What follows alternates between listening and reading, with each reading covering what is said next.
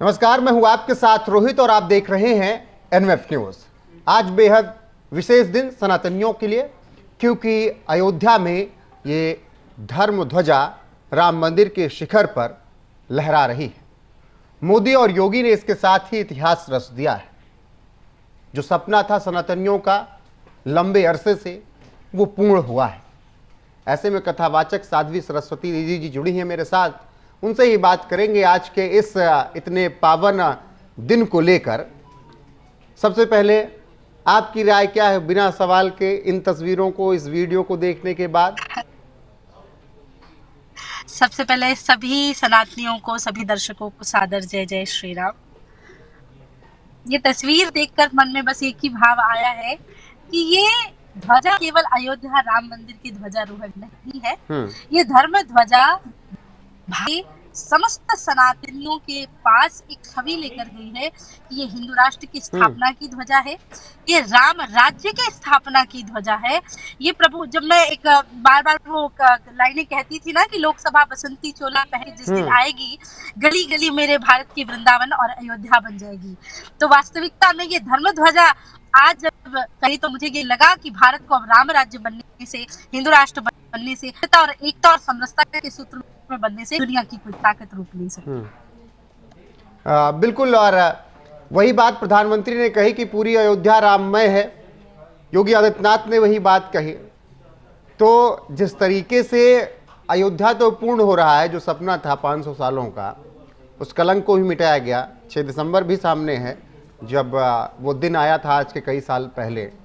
तो ऐसे में देश में एक अलग माहौल भी साध्वी सरस्वती जी बनाया जा रहा है कि शहीद हुई मस्जिद तो हम वापस लेंगे। हाँ। तो जो लोग ऐसी बातें कह रहे हैं, उन पर क्या कहेंगे आप? मैं बस आपको एक ही बात बोलती हूँ। मैं अभी पितृपक्ष के पावन पर्व पे वृंदावन धाम में कथा कर रही थी।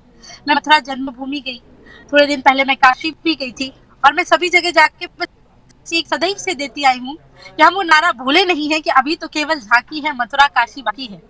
हमारा जो दिव्य स्वरूप अयोध्या का सजा हुआ है, यही स्वरूप हम मथुरा में देखना चाहते हैं, यही स्वरूप हम काशी विश्वनाथ में देखना चाहते हैं।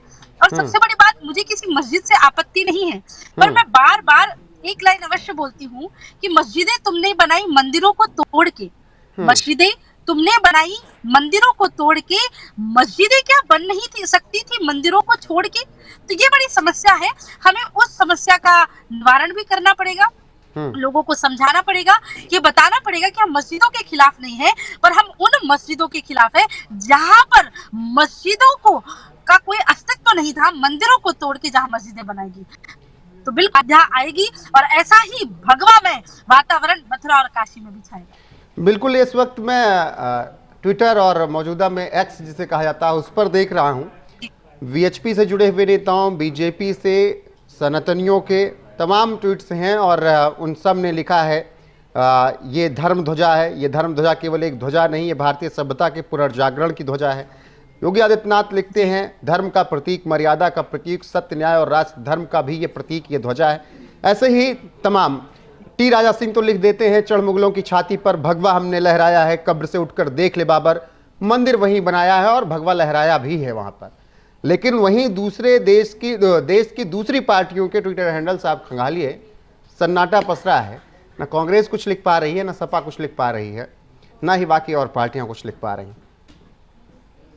वो क्या लिखेंगे आप? आज की रोहन का दिन है, 22 जनवरी का वो दिन भी मुझे याद है कि बहुत बड़े बड़े नेताओं को आमंत्रण मिलने के बाद जो रामलला की चौखट पे गए। बिल्कुल। और जिस तरीके से 22 जनवरी 2024 का वो दिन आया था, रामलला की प्राण प्रतिष्ठा हुई, प्राण प्रतिष्ठा में प्रधानमंत्री नरेंद्र मोदी और योगी आदित्यनाथ भी मौजूद थे। इसके अलावा देश के तमाम बड़ी शख्सियत भी वहां पर मौजूद थी। उन सबको भी बुलाया गया था प्राण प्रतिष्ठा के दौरान, जिन्होंने कार सेवा की थी। और सबकी आंखों में जो आंसू दिखे थे वो बता रहा था कि कितना लंबा संघर्ष रहा। जी साध्वी सरस्वती जी कह रही थी, आपने जवाब दे रही थी। मैं कह रही थी कि आप इन लोगों से अपेक्षा करना छोड़ दीजिए, क्योंकि ये वो लोग हैं जो केवल सत्ता के सेवक है, कुर्सी के सेवक है। इन्हें इन्हें राम से कोई लेना देना नहीं है, इन्हें देश से कोई लेना देना नहीं, इनको देश की जनता से कोई लेना देना नहीं है। ये केवल अपनी स्वार्थ सिद्धि के लिए और कुर्सी पे बैठने के लिए, चाहे इन्हें टोपी पहनना पड़े, चाहे क्रॉस लटकाना पड़े, या समय आने पे झूठा हिंदू बनने का नाटक करके ओम का चोला पहनकर भी बैठना पड़े, तो ये लोग उससे भी पीछे नहीं हटेंगे।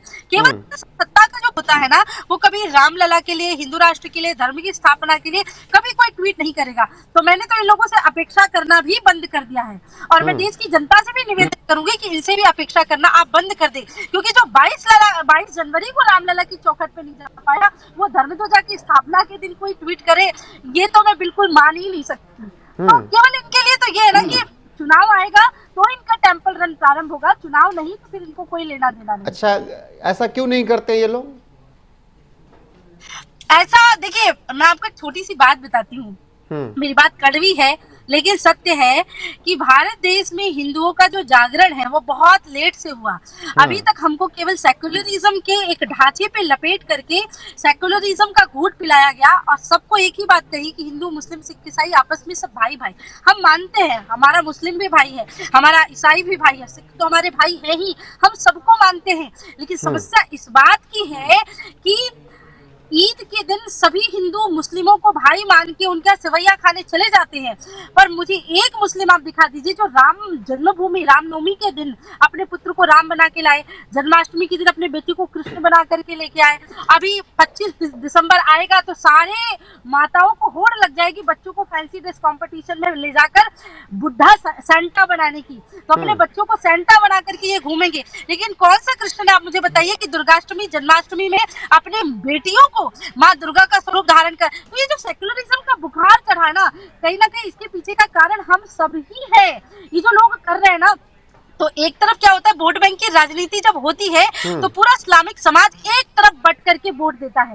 वो ये नहीं देखता कि कौन सी पार्टी का कौन सी जात का व्यक्ति खड़ा है, वो ये देखता है कि हिंदुओं की बुराई कौन कर सकता है, हिंदुओं के खिलाफ कौन सा नेता खड़ा हो सकता है। लेकिन जब हम वोट डालने के लिए जाते हैं तो हम देखते यादव है कि नहीं, बनिया है कि नहीं, ब्राह्मण है कि नहीं, ओबीसी है कि नहीं, SC ST है कि नहीं। हम जातिगत वोट देते हैं लेकिन वो धर्मगत वोट देते हैं, ये हमें बहुत समझना पड़ेगा। तो क्या आपको लग रहा है कि अब हिंदू उन बातों को समझ रहा है जो जिसका जिक्र आप कर रही हैं?